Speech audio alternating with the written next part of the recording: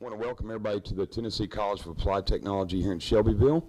To my far right, I got Vicki, Aman, and I've got Trudy, Kettenbach, who is our nursing instructors. And today we're going to be interviewing them about their program, which is the Practical Nursing Program. And I'd like to welcome you ladies. Hi, Steve. Thank you. Hi, Trudy. No problem.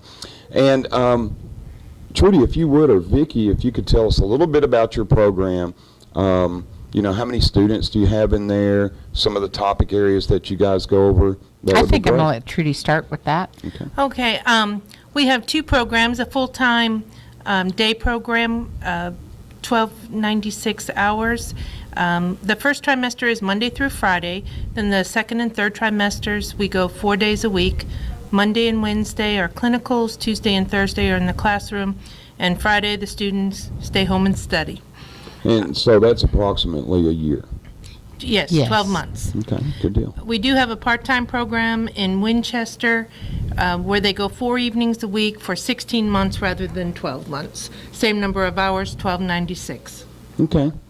And some of the topic areas, like if I get ready to possibly enroll in practical nursing, some of the enrollment things that I need to do. Do I need to come in and take a test or the application? What exactly should I do? I know that we've got a student services here, but what is expected of a student who wants to go in practical nursing? You do have to take the compass and get an 80 in reading and a 50 in math. Also, we have two prerequisite classes, A&P and medical math. Application needs to be filled out, GED or high school diploma, and letters of reference. And A&P's anatomy and physiology. Yes. And that prerequisite, we're offering that as a program here now, correct? We offer it in the evenings. And there is a test if you'd like to test out of it. Oh, okay. So is that with past medical training, like if you're a CNA and you test out of A&P, or how does that work?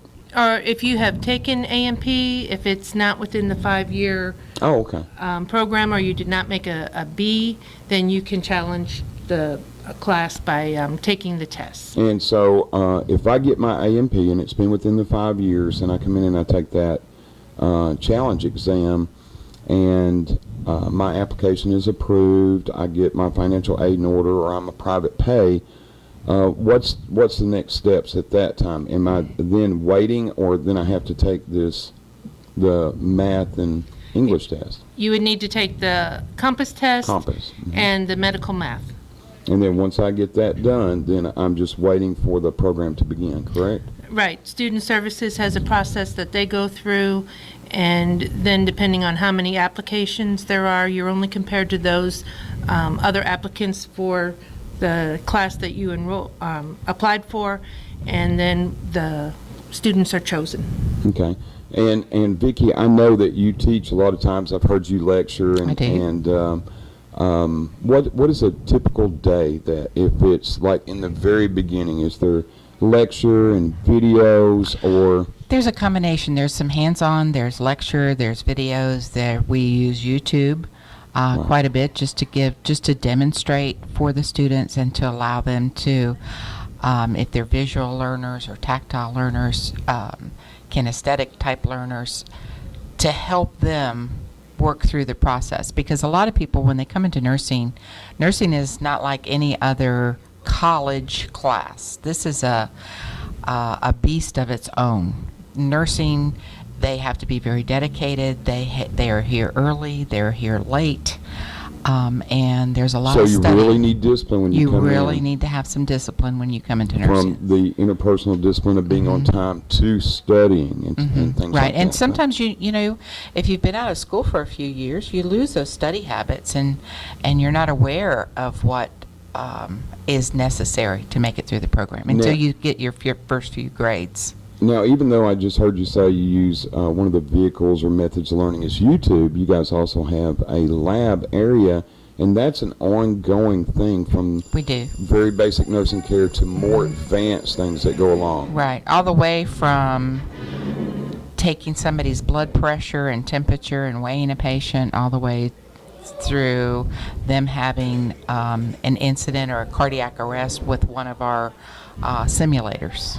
Right, and you guys also later go to clinicals. We do. And the clinicals involves actual patients, and when they're going out into a hospital setting or perhaps a nursing home or something like that. Is that correct? Right. And you guys have other nurses that, or excuse me, nursing instructors that will actually watch and be over these folks, or is that the people in the hospital or a combination?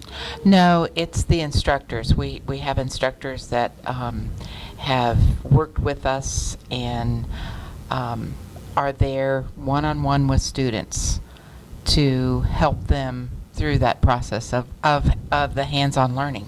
And does that go through emergency medicine along with surgical and general care, or is it just a mix? Or? Emergency medicine is more of an observation, and so is surgical. Okay. You know, there's a lot of observation that goes on, but yes, they can go into the ORs. They're able to observe multitude of surgeries, including robotics. So they've been able to see a lot of things that even us as even us as instructors haven't had the opportunity to see.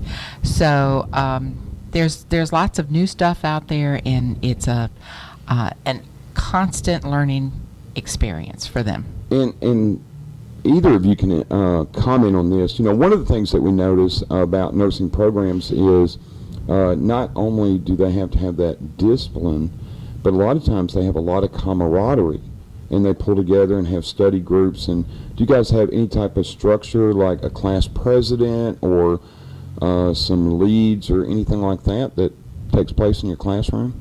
Trudy, you want to answer? No, go ahead. Yes, we do. We wait until the second trimester so that everybody's established and they have really kind of set their guidelines and what they understand what they need to do in order to be successful in the program, and then they will elect class officers and choose from that, you know, fundraisers that they might have going on during the year.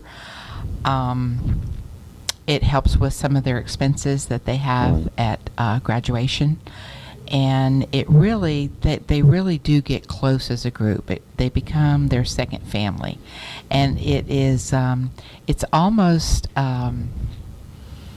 where they have to kind of step back once they graduate because their other family is not there anymore. Everybody's kind of gone in their own direction. And you know, people who tune into YouTube can actually see this by viewing the graduation movie that we put up there from people speaking, and you can actually see that camaraderie and stuff.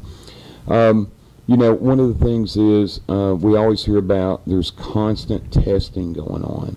And how often do you guys test? Well, roughly? One student one year decided that she was going to count the number of tests that we gave throughout the year. And I believe her number came up to 138 in that year-long period. So there's 1 week during that period that we absolutely don't test, and that's the week of 4th of July. Any other weeks are pretty much, you know, fair game. So if they're in clinicals 2 days a week, then there's going to be at least one test that week. But because you're dealing with human beings and you're dealing with care, the purpose of that testing and the disciplinary skills that people have to have, there's a reason why. So there's a measurement so that you guys make sure you turn out the best. Yeah, it's very important. I mean, they're taking care of us one day, Right. our parents and our grandparents, so, and their parents and their grandparents, and it's very important in medicine that you continue to keep that bar at that high level. Right. And they do have to take the NCLEX before they can practice as a licensed, Right, and they'll be taking the NCLEX test. which is the big test. Right. And you know, we see things that you guys do that's outside the classroom that's pretty cool. Like I was at a graduation where I think we had a tornado down in Alabama. Is that correct? And can either of you tell us just a little bit about some of the things that may come up that's a little outside of that? Well, there are many of like there's an Alzheimer's walk. We try to get involved in the community, whether it be taking blood pressures at the senior center, or working with hospice nurses, so that you just get a taste of all the different areas that nurses are important. You know, that they go on rotations with the paramedics, Right. so that they get that experience. Like I said before, working in the ER, that's pretty much observation. They'll take vital signs, and they may draw blood or start a catheter or start an IV or something like that if an instructor's down there with them. But somebody needs to be there to observe and to make sure that they're doing it the way that we're teaching them. But it's a learning process And it's that whole an time. ongoing learning process. Right. And the cost can be seen on our website at www.tcatshelbyville.edu. We've got a outline of practical nursing, including the PDFs of how to apply. Folks can call the school at 931-685-5013. And if you wanted more information, you can ask for Ann Blanton. Just a couple more things. When you guys are in session, you guys don't give tours of the classroom, or you do? If somebody wanted to come by and talk to you guys, preferably after hours, after the class lets out, or? We'd be happy to talk to them. Definitely. And student services brings students through, prospective students through all the time. Okay, fantastic. Well, you know, ladies, if you'd like to add anything else. Oh, the other instructors, did you say their names? I'm sorry. Jennifer Greenwell, she's a full-time instructor here in the day program, and Kim Reimer is the primary instructor for the part-time evening program in Winchester. And we also hope to start a hybrid program starting in May. Okay. This would be 51% on ground and 49% online. The pilot program is going on in McMinnville right now, and then we would be the second school to start the hybrid. So folks could stay home, do part of that, and Part of it, and yes. come in here and do clinicals. They would come to school 2 days a week, whether it be to the school or clinicals. Well, again, you know, thanks for coming up and talking to us, because, you know, Ivan wants this on YouTube, and I think it's a great vehicle for folks to discover who we are. Thanks for inviting us. Thank Okay. you. No problem.